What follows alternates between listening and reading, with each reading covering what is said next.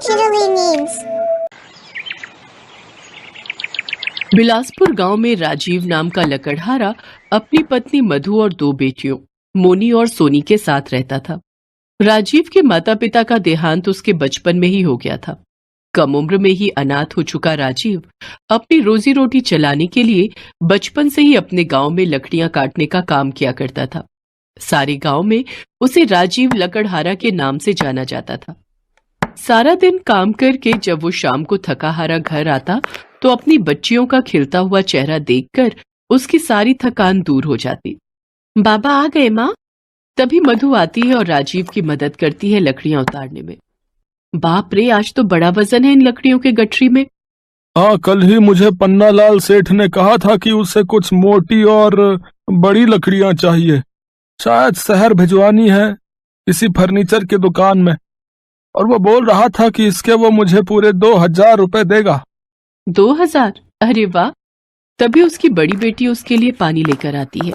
बाबा ये लो पानी, आप थक गए होंगे ना।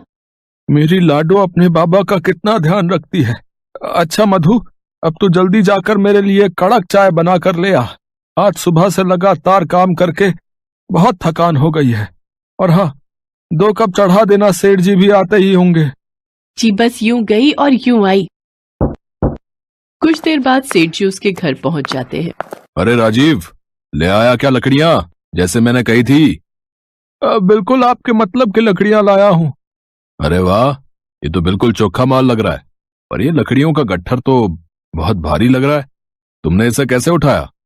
सेठ जी, बचपन से यही करते आया हूँ, अब तो इसकी आदत हो गई है। हाँ हाँ, सही कहा।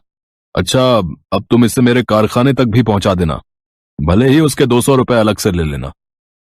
जैसा आपको ठीक लगे सेठ जी। वो दोनों बातें कर ही रहे होते हैं कि तभी मधु उनके लिए 2 कप चाय लेकर आती है। राजीव, मुझे शहर से बहुत बड़ा कॉन्ट्रैक्ट मिला है ये लकड़ियां सप्लाई करने का। अब तो मुझे ये लकड़ियां और चाहिए होंगी। ठीक है सेठ जी, मैं ला दूंगा। और हाँ, उसे सीधा मेरे कारखाने में ही ले आना। ठीक है सेठ जी। मधु बहू, चाय बहुत अच्छी थी। अरे राजीव, अब मेरा मुंह क्या देखता है? लकड़ियां उठा और चल मेरे साथ। जी जी, चलिए सेठ जी। चाय पीने के बाद राजीव लकड़ियां उठाकर सेठ जी के साथ चला जाता है और उनके कारखाने में रख देता है। ये ले राजीव, ये 2000 रुपए तेरी दिहाड़ी और ये 200 रुपए तेरी लकड़ियां कारखाने तक पहुंचाने के लिए। बहुत बहुत शुक्रिया सेठ जी। राजीव खुशी खुशी घर चला जाता है और वो पैसे मधु को दे देता है। मधु, कल ही जाकर बच्चों के स्कूल की फीस भराना। बच्चों की फीस तो 1000 रुपए है जी, बाकी कुछ पैसे बचेंगे, उसमें से राशन ले आऊं। हाँ हाँ, ले आना।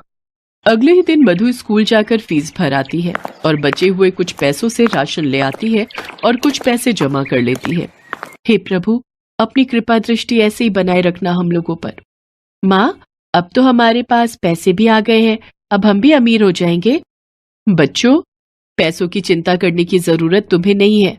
तुम दोनों बस अपनी पढ़ाई पर ध्यान दो, बाकी सब हम पर और ऊपर वाले पर छोड़ दो। अगले दिन राजीव खुशी खुशी लकड़ियां काटने जंगल चला जाता है। आज इस बड़े से पेड़ के 3 बड़े बड़े टुकड़े काटता हूँ, इसके कम से कम 6000 तो मिल ही जाएंगे।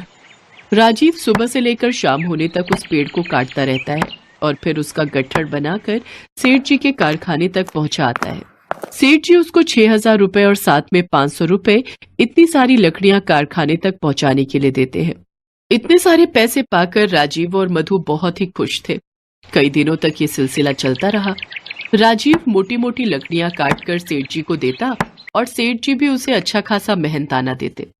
फिर एक सुबह जब राजीव नींद से जागता है तो उसका शरीर सुन पड़ा हुआ होता है और वो बिल्कुल भी हिलडुल नहीं पा रहा था। मधु गांव वालों की मदद से उसे अस्पताल लेकर जाती है। माँ, पापा ठीक तो हो जाएंगे ना? हाँ मेरी बच्ची, ऊपर वाले पर भरोसा रख। लकवा मार जाने के कारण इनके शरीर के हिस्से ने काम करना बंद कर दिया है और जब तक इनका ऑपरेशन नहीं हो जाता तब तक ये खुद से बेड पर से हिल भी नहीं पाएंगे। ऑपरेशन? तो फिर जल्दी कीजिए ना साहब। इसके लिए पूरे 5 लाख रुपए का खर्चा आएगा। 5 लाख?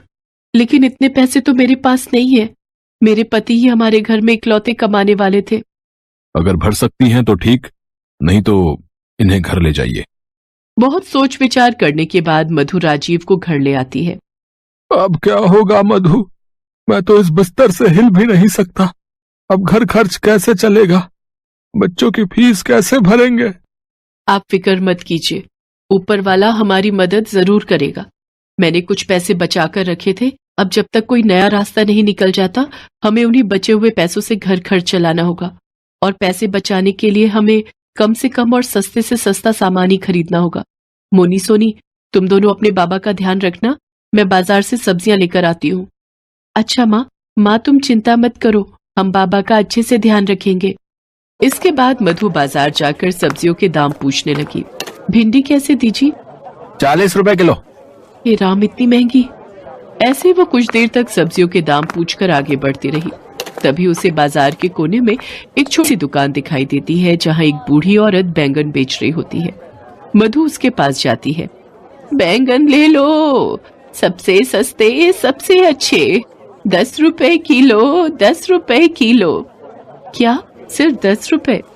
हाँ बेटी, ये मेरी खेत के बैंगन है, सबसे सस्ते हैं और खाने में भी बहुत स्वादिष्ट है।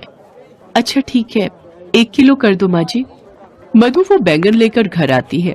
तभी उसकी बेटी मोनी उससे पूछती है, माँ तुम क्या लाई हो? बैंगन लाई हो बच्चों, आज तुम सबको बैंगन का भरता और टमाटर की चटनी बनाकर खिलाऊंगी। काश बैंगन के भरते के साथ पराठे और रायता भी मिल जाता। हाँ, और मीठे में गाजर का हलवा। अपनी चटोरी जीभ को लगाम लगाना सीखो और अब जो भी मिलेगा उसी में खाना सीखो। अभी मधु ये कही रही होती है कि उसी वक्त वहां एक थाली में बैंगन का भरता, टमाटर की चटनी, पराठे, रायता और गाजर का हलवा प्रकट हो जाता है। ये देख सभी हैरान होते हैं। अरे अचानक ये थाली कहाँ से आई? मेरी तो कुछ समझ में नहीं आ रहा। तुम 1 मिनट चुप रहो माँ। हे भगवान, काश मेरे पास एक सुंदर सी फ्रॉक आ जाए।